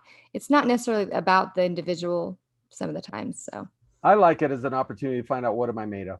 What am I made of? I would imagine with Adam, it's the same thing. If he handles rejection from a player at some point, that player might have, a cousin that lives in another state and who's even better basketball player than her. And it's like, you know what? I ended up choosing another college, but that coach really impressed me. I think you should give it a shot, and yeah. Yep. And even if it doesn't do anything for us, I just like to look in the mirror at the end of the day and just say, I handled that rejection like a boss. It feels good. Yeah. Well, I think, but like that's what I said before about just like approaching everything as a learning experience, right? So, I mean, I was talking to this one girl and it didn't work out. I mean, whatever, she ghosted me or whatever, but like there was qualities that she had, like John was saying, that like I could look at and be like, oh, I like this person because of, you know, the spirituality level or whatever. And I think that's why it's important to like, you know, look at the person, like take it as a learning experience. And so I think it allows you to be like, you know what, I didn't work out, but these are the qualities I like. This is maybe, and maybe, like I said before, it's like maybe I only meet somebody for like a day, right? But if like I can take something from them and maybe I can give them something, it betters my life. Does that make sense? And you don't know like why you meet people, right? And so like maybe I meet a girl and the next day her mom goes to the hospital. I don't know, right? But like we had a conversation about my mom dying or whatever, right? And maybe in that moment it helps out, right? And so for me, like I love talking to people. Like that's my favorite thing to do. I mean, I love meeting people. I love understanding people. And I think that like, you know, I've gone on tons of dates, whether it's just one date, but you know, maybe that one date means something to them, or maybe I can get something from them that betters my life. And so I think if we and it might be feedback on something you need to improve. You know, maybe they just felt uncomfortable about something that you didn't even realize you were doing, and that's valuable. You know, Yeah. maybe that I needed to have that date with that person who felt uncomfortable with something I said or whatever, so that I don't make that same mistake with somebody who I am supposed to pursue a relationship with. You know, there was someone on the podcast that used to actually ask, like when she'd break up with a boyfriend or vice versa, she would ask, she's like, you know, what could I do better? You know, what was your issues with me? Yeah, I like We're already done, but hey, if you're willing to like, let me know. And then she would take those things to heart and decide how she wanted to react to it and she wanted to change or whatever. I thought that was pretty brave. I'm not sure many of us would want to be like, hey, I really like you and I know you just broke my heart, but hey, tell me what I can do better. I thought that was pretty stellar. That's definitely a good attitude to have. Like, so I mean, I mentioned going back and watching game film, right? And going back and watching game film allows us to look at like what we did wrong, right? And I think that's why I'm saying like if we can in a relationship, whether it's take mental notes or, you know, I use this analogy, right? If I'm texting a girl for like the course of 5 months, like I said before, and like I'm texting more than they're texting back, it allows me to look at the quality of relationship that we're having, right? And I think that's why like it allows you to reflect, right? And that's what I'm saying, like the more present you can be, and even asking for advice, right? Like in the relationship, it's, you know, I think it's okay to ask questions, and I think sometimes we don't ever ask questions in the moment to learn stuff. Yep, I agree. Sorry, hold on. Okay, so we are just about to open up to audience participation. So Adam, this is the part of the podcast where the audience can raise their hand and they can come one by one and turn on their mic, or obviously the mic needs to be on. They can turn on their video if they'd like to, and just ask us a question or maybe make a comment about this topic or about what they've heard on this show. So if you guys, anyone out there wants to participate in that, just raise your hand and we'll just take you in order that they are rised, whatever, whenever your hands go up. We'll do that in order, and we'll start taking questions as soon as you guys start putting your hands up. So I thought it was interesting. There was someone in the chat just now that had said that it's a lot about timing, and that sometimes saying yes or no at the moment, it's just a temporary thing, right? So like if someone asked you out and you're like, no, right now it's not a good time, I've got something going on in my life, doesn't mean that it's always, you know, a no. And I think, you know, she pointed out that the individual was kind of thinking it was an excuse and kind of whined about it. And so now she's like, but I think in those moments, if we handle those correctly and be like, okay, well, hey, I'll get back with you once things calm down or whatever. That's a good way to, again, not burn bridges and give someone a little space, and maybe down the road you'll hook up that way and things will work out. So I thought that was an interesting view, that it could also just be timing. I really like what John had said earlier about not necessarily having that tunnel vision of like, okay, I'm in this relationship, this is where it's supposed to go, because we don't really know, right? Like there's 1,000 different directions things can go at any given time. And so getting rejected in a relationship can mean all kinds of things, or maybe that relationship is just there for a great learning and growth opportunity when you're trying to heal. So jumping on, I really, really feel bad for those people who struggle with abandonment issues, because I feel like they are more prone to kind of latch on a little bit. And when rejection happens, maybe it's more devastating to them.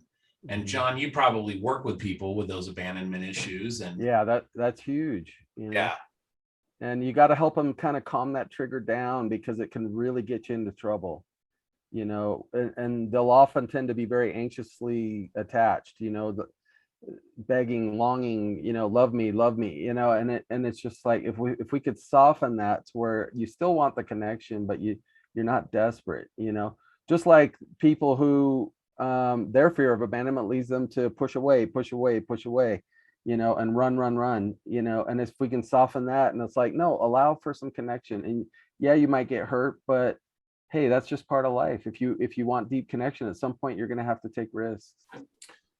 yeah. Well, my concern would be for somebody like that with severe abandonment issues. Maybe they've just been devastated from a divorce, right? That they log on or latch on quick. Almost said log on.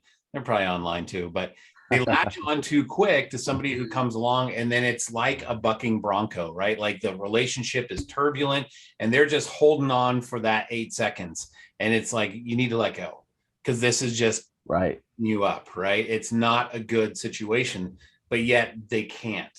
And in that situation, if you've got the wrong person on the other end of that relationship, that can be devastating. That can be maybe it's somebody kind who wants to let them down easy and has that conversation softly, or maybe just ghosts them, or maybe it's someone who just strings them along for a while and just takes advantage of them.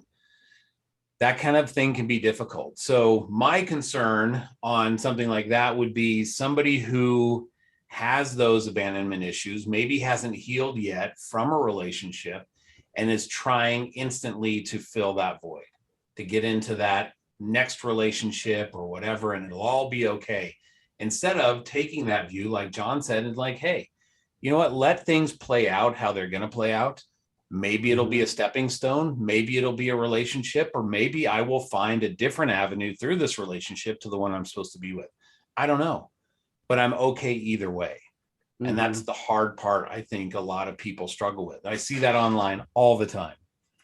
People who are just crushed because something didn't work out and didn't happen the way they thought everything was supposed to.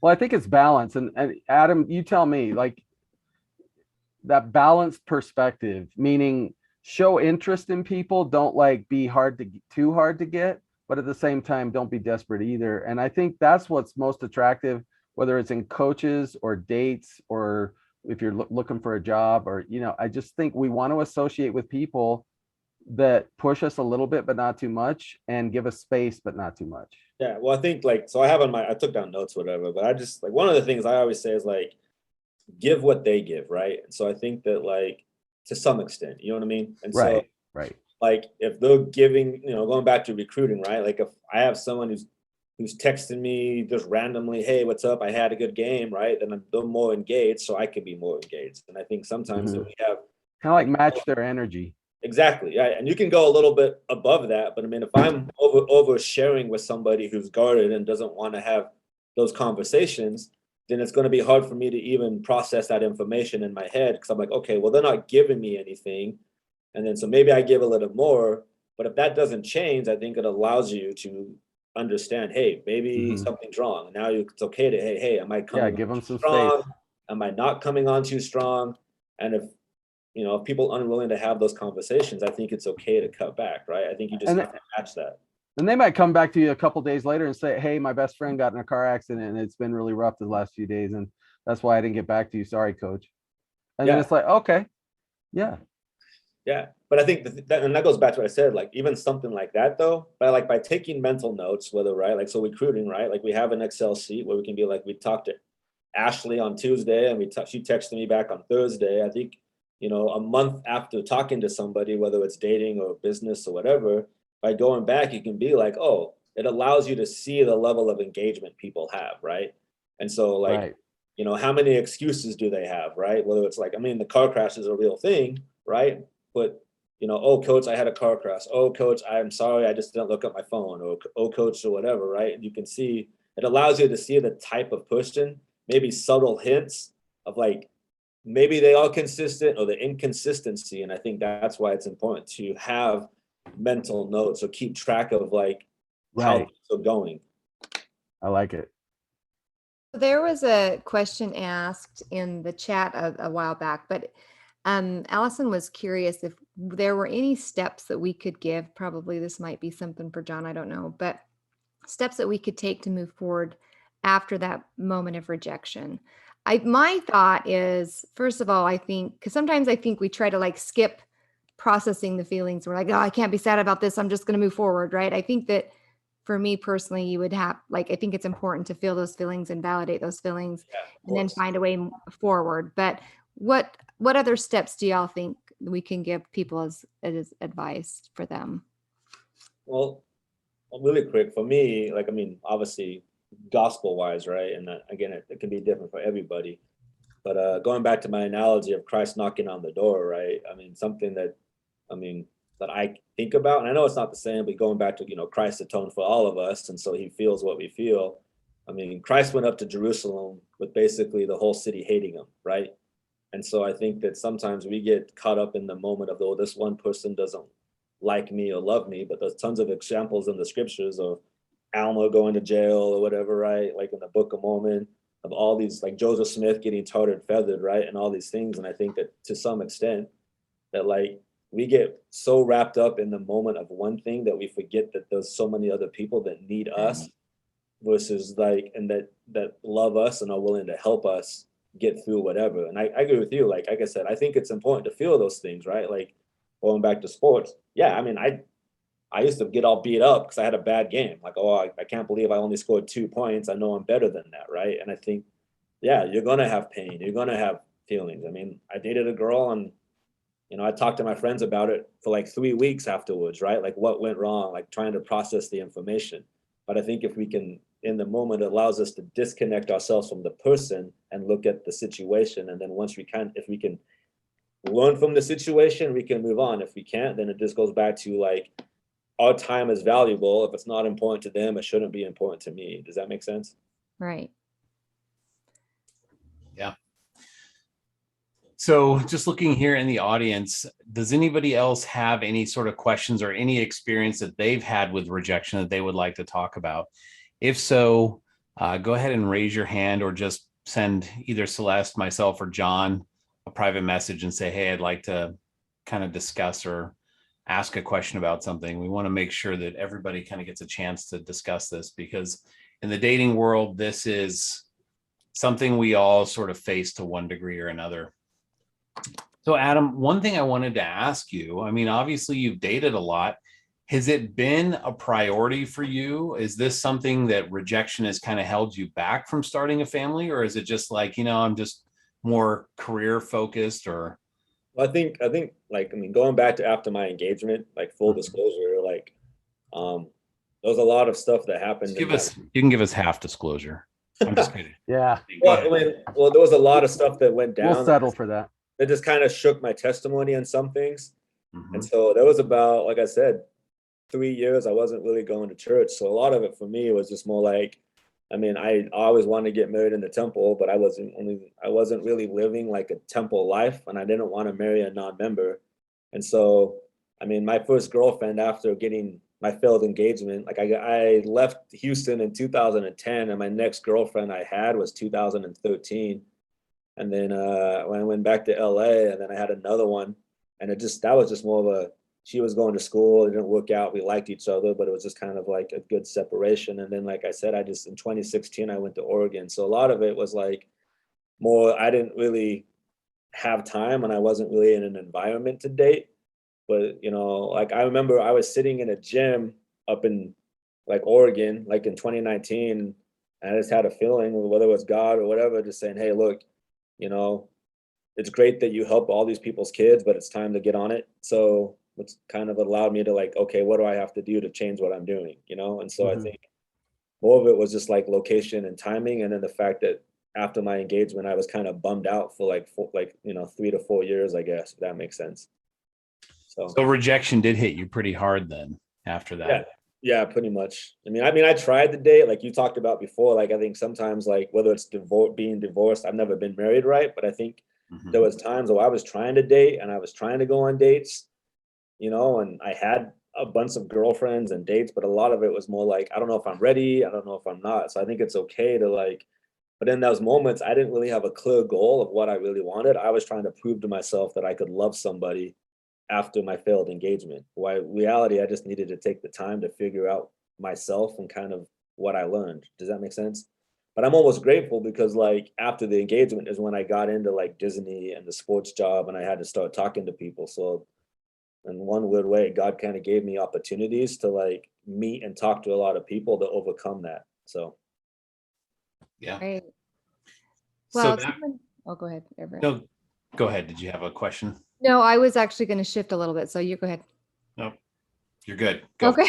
All right. Do the shift. I'm going to shift just slightly. I was just going to say, like, I'm over here trying to think about like one of my greatest rejections and how I would have, or how I'd handled it. Right. And I just have to come obviously back to my marriage, right? I was almost married 25 years. There's a lot of struggles with that. But I think when you're committed to somebody and they choose different lives or whatever, like that's a huge rejection.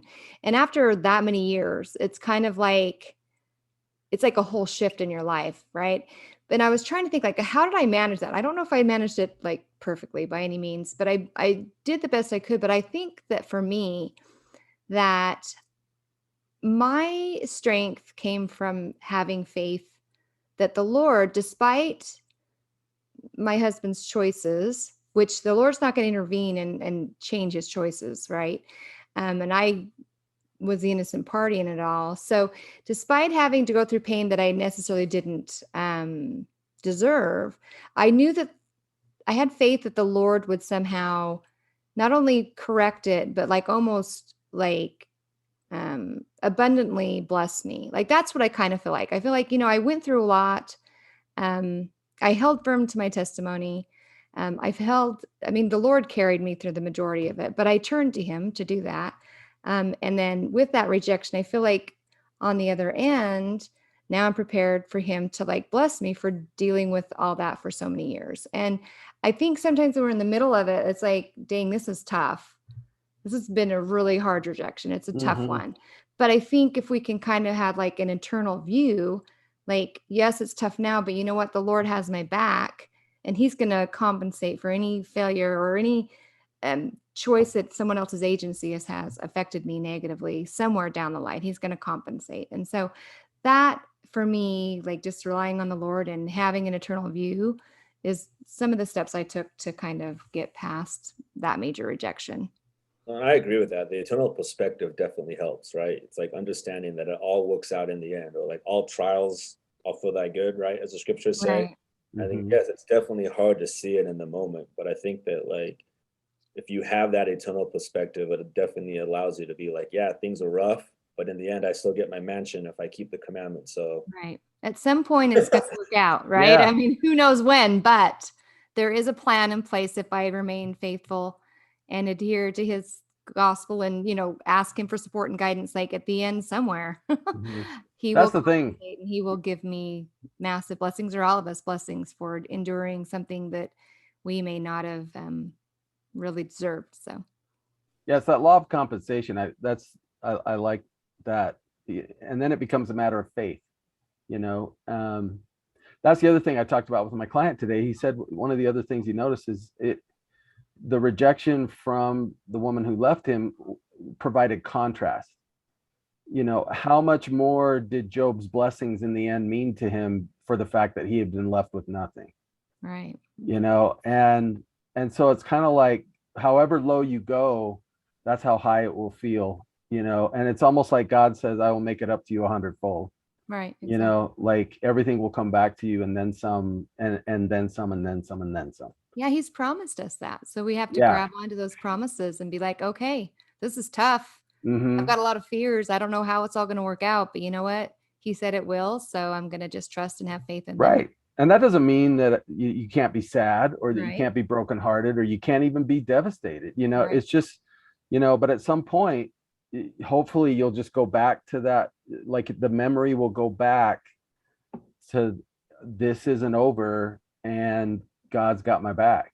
Right. You I mean, know? I did have many years of therapy to Yeah. get through it as well. So a good therapist is always a good option to go for. But yeah, like obviously I would, like I said, you need to feel the emotion, you need to process that. You don't want to stuff anything. You got to go through all the steps of mourning and stuff, but try to just have that eternal view while you're doing that. And Maybe even a few heated discussions with Heavenly Father. yes, and that's okay, because I'll just put it that way. Yeah. I do know that God loves me even when I use profanity. That's right. I have proven that. So true. Yes, true. he can handle it. He is a very resilient being. And the funny thing is like I try to tell my kids, I'm like, your thoughts, he already knows them. So Yeah. if you're like, dude, I am so mad at you right now, guess what? He already knows. So it's okay. Let him know. Exactly. I think the one thing that I see quite a bit too is people who seem to think that if these trials come about, something is wrong or something is off kilter. I think it's important to realize that God is going to test us, and he's going to put us in those positions that are going to stretch us a little bit. He's not about giving us a smooth ride this whole life. But in the end, if we do, as Adam has done, stay faithful, and whether we fall off the trail for a while or we come back to the trail later, or we stay on the entire time, but one way or the other, understanding that, hey, look, trials are a part of it all. It's not necessarily that I'm off or I'm in a bad spot or there's something wrong with me. It's that this is part of the plan. You've got to be stretched, and it may hurt, but staying on that path and finding and waiting for that rejection to pass, like Adam, it can be difficult. It can be painful for those, Celeste, being in a marriage for 25 years and then something goes through, and a lot of people throw in the towel and say, hey, why did God do this to me? Or why did God allow it? Sometimes God just allows things to be painful in life for growth opportunities, I think. But that doesn't mean that we have an opportunity to just throw in the towel and leave. I think the greatest blessings come after those trials. I don't think God's in the business of having us escape from the trials. I think he more or less wants to help us through the trial, not away from it. I agree. And he's not going to mess with someone's agency. Yep. He wasn't going to intervene, and he can soften the blow of other people's choices, but he's not going to reroute their choices. So right. So Adam, what's next for you? Where are we going on this dating path, or wherever, this recruiting path for an eternal companion, I guess? Awesome. You have your big board set up and got all the grids lined out. Yeah. Well, I mean, I'll be like, full disclosure. I mean, I wasn't really excited to come to Dallas. I guess I'm still kind of culture shocked that I'm here, because I can't admit that. Adam. It's because he found out there's tarantulas there. Well, tarantulas. Last time I was in Texas, my heart was broken. Tarantulas in LA. By a girl, and then coming to Texas was like, really? Texas? All right. Okay. Sounds good. I have nothing against Texas, but it's just definitely a culture shock. But I think right now, just figuring out Texas, like I said before, I'm the type, I don't know, and everyone's different, but me personally, I think I try to be a good person. And I think for me, the hardest part of rejection for me is that I can't be friends with somebody, right? If someone, I'm not, and I get it, it's hard to be friends after you date somebody or ghost somebody, but I really enjoy talking to people and trying to be a good influence with people. So right now in Dallas, I'm just trying to meet people. I mean, I've only been here, 9 days, and I've met so many people, but part of that just is my character. I love talking to people. I'm going to engage with people. And I think so that's kind of where I'm at. I'm talking to girls. I'll go on some dates or whatever or whatnot, but I'm definitely trying to figure out why I'm supposed to be in Texas, why that girl just showed up at the temple and said, hey, come to Dallas. And I'm like, okay. So I'm doing my school. I'm flying back and forth. Right. And so I think I'm definitely excited to be here and meet people. And have those opportunities that I haven't had just because of my work schedule and whatnot. So, Hey, and I know you're going to be planning a housewarming party here soon. I know you said that. That'll be fun. maybe when I go to Portland next week, me and Everett can go to Nike. I don't know. There you go. So, all right. Well, fantastic. So now you're kind of getting this all put together. We've got just a couple minutes, and I just wanted to see if anybody in the audience has anything else. Yeah, Megan, I agree with you. Full disclosure, should get a t-shirt. So that's awesome. If anybody else in the audience has any questions about rejection, I will share that I think I've probably been rejected just as hard as anybody else. Going through the whole dating scene, we all have. I don't think it's anything to be upset about or feel like we're worse than, or maybe like this person is better than me. I think we tend to get that sort of idea of like, okay, they're out of my league, or we're in this like system of like ups and downs of who's better than who. Can I say something really quick that's in on my brain? Of course, yeah. As long as it's full disclosure. So yeah, whatever. Like, I think that like, and I don't know, maybe this is just me, but I don't really like the term rejection. I think it's more like just a learning opportunity that didn't work out. 'Cause I think like sometimes those negative words out there that we can attach negative feelings to. Does that make sense? Yeah, it's like a letting go. It's like a letting go, or like, yeah. Go ahead. I just don't want to be let go in front of a moving bus. If I can help it. Ironically, I dated a girl like in 2013 who broke up with me with the song "Let It Go." So, Frozen. It was kind of random. Like, who breaks up with someone with a Disney song? But like, no. But I'm saying though, but I think that you can have negative connotations, right? I think like I saw a quote on Facebook like a couple of weeks ago saying that like sometimes God removes people from your life that will cause you pain, right? And I think that sometimes it's just like, I think if we can, not use words that have negative connotations historically and just say, hey, look, I took a shot, it didn't work out, time for the next one. I think that it allows us to remove negative feelings from negative words, I guess. Or maybe we can just look at the word, it's not a negative, because I'm kind of a realist, like it really is a rejection, right? But we can still be like, okay, it's not like rejecting me personally, or that I'm like not acceptable to everybody. It's just the moment and the circumstance and the individuals didn't pan out. Like we can still soften the blow, but I mean, I'm just going to say it really is a rejection. But I see what you're trying to say. Like we need to kind of view it as kindly as possible and the be as nice as we can to ourselves, because this is tough. I don't think anyone at our age thought we'd be here. Ask our 18-year-old selves, where will you be at this age? I don't think any of us would be stating where we're currently at. So we just need to be kind to ourselves and realize that when the rejections come, there's a lot of moving parts to why that would happen, and just to kind of like just not internalize it too much, like it's not me, it's not John, it's not Adam. It's like there's two people to this equation, and there's a lot of different moving parts that came to that conclusion. So anyway. Yeah, I agree. All right, great. Well, Adam, you have been a great guest tonight. I really appreciate your insights. I think you have taken your career and the sports that you've gone through and really found a way to kind of look at that as your perspective in life and find some healthy sort of, ways to deal and cope with the rejection that we all experience in this. So thank you very much for being on.